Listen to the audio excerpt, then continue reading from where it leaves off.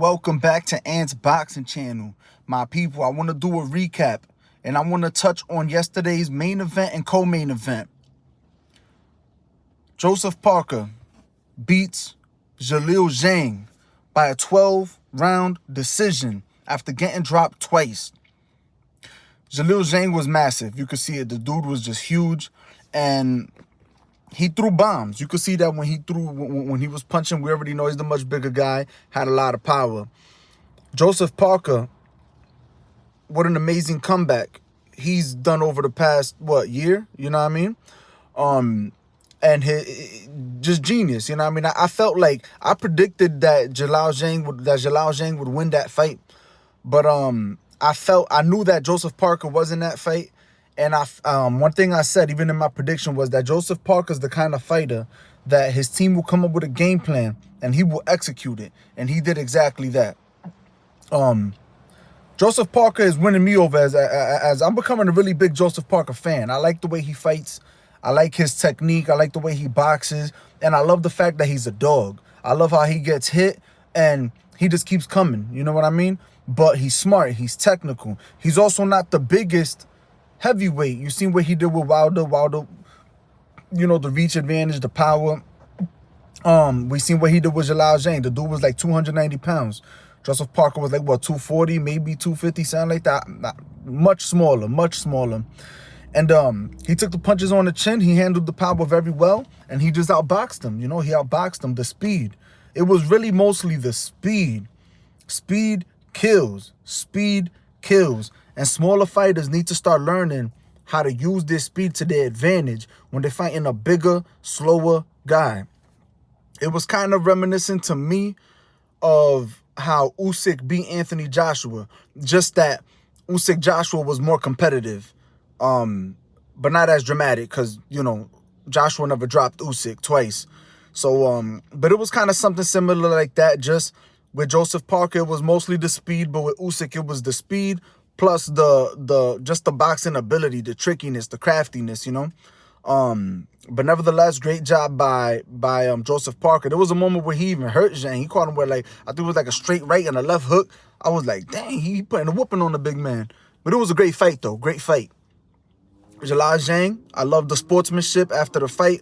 You know what I mean? They took a picture in the locker room, all love, you know what I mean? They got a rematch coming up. So that's contractual. They're going to rematch. And I'm curious to see how that goes. Because I feel if Zhilei Zhang loses some weight, if Zhilei Zhang probably cut down like 15 pounds, I would be curious to see how much speed he can gather, 15, 20 pounds, how much speed he could gather, because he has a lot of power already. And if he has the speed, he does have pretty good timing, and he is a good counterpuncher. I wonder if he would be able to keep up with the speed of a Joseph Parker. Because I feel if Zhilei Zhang drops 15, 20 pounds and he ups his speed, he has natural power. I think he'll beat Joseph Parker. But we got to see if he's going to make the adjustments. Nevertheless, I'm looking forward to the fight. Of course, in the main event, Anthony Joshua drops Francis Ngannou. I think it was like 3 times, including the final knockout. Bro, that was crazy, bro. Francis Ngannou never been dropped, never been knocked out. And you saw what he did with Fury. He pushed Fury to the limit. You know what I mean? He pushed Fury to the limit. When Fury fought Francis Ngannou, Fury went all out. Once Francis Ngannou dropped Fury said, Fury got serious and went all out. He was really boxing that dude. And he wasn't able to outbox him in a dominant manner. I thought that Joshua was going to struggle a lot more with Ngannou. But it was like I said in my prediction, the power is going to make the difference. Because, yeah, Francis Ngannou was a big dude with a sturdy chin and a lot of freaking power. But he's not used. He fought Fury. He boxed Fury. Fury got power because he's a big dude. But he didn't fight. Fury's not a puncher, a devastating puncher like Anthony Joshua is. And Anthony Joshua just broke him down, man. You could see after that second knockdown, the first knockdown, boom, dropped him in the first round. Ngannou straight on his butt. Boom. He just fell back, sat down, you know what I mean? That second knockdown, it was just Francis Ngannou got hurt. He was hurt after that second knockdown, and he was buzzed. Legs looked wobbly. And, bro, that third time, it was just, I was actually worried. I got really concerned Because I was like, yo, Ngannou looked, he laid down. He like, when he fell, you could tell he like, his body like shut down. You could see in the replay when he took that right. And it was a beautiful counter by AJ. Ngannou came in with the jab. AJ countered over the jab with the straight right. Beautiful. And landed it flush. You know what I mean? Bro, that was a crazy knockout. That might have been as of right now, that's knockout of the year. I don't think it's a better one has happened in 2024. And he might keep it. He might keep it, just, you know what I mean? But, you know, as far as AJ goes, Eddie Hearn, you heard Eddie Hearn say that nobody beats this version of AJ in the heavyweight division.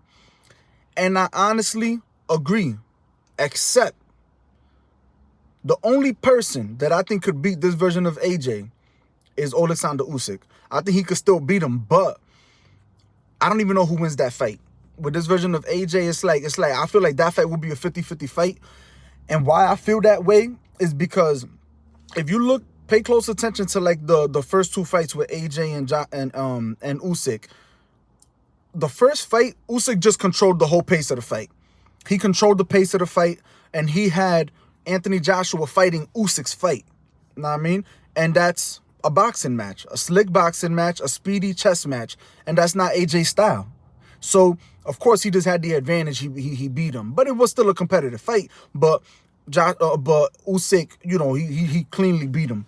The second fight, it felt a little bit more closer. To me, it was very similar to the first fight in the sense of competitiveness, but it was a better look for AJ because AJ didn't fight so much of Usyk's fight. He also tried to fight more of his fight.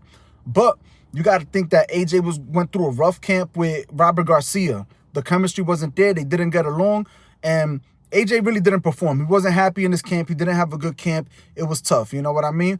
Not making any excuses. I'm just saying that he didn't have a good camp. He wasn't mentally there. He wasn't happy. And a not happy fighter is not a great fighter. You know what I mean? So, whatchamacallit, Usyk got the better of him. Not to take nothing away from Usyk, because Usyk is just the talent. Usyk is, he's a beast. You know what I mean? So he beat him fair and square. But I'm just saying, look at the version of AJ we got now. He looks dominant. He looks comfortable. He looks in control. And he looks like he's there to impose himself and fight his fight. He's boxing comfortably. He's counter-punching. He doesn't look hesitant. He looks in tune with himself. Like he's in tune with...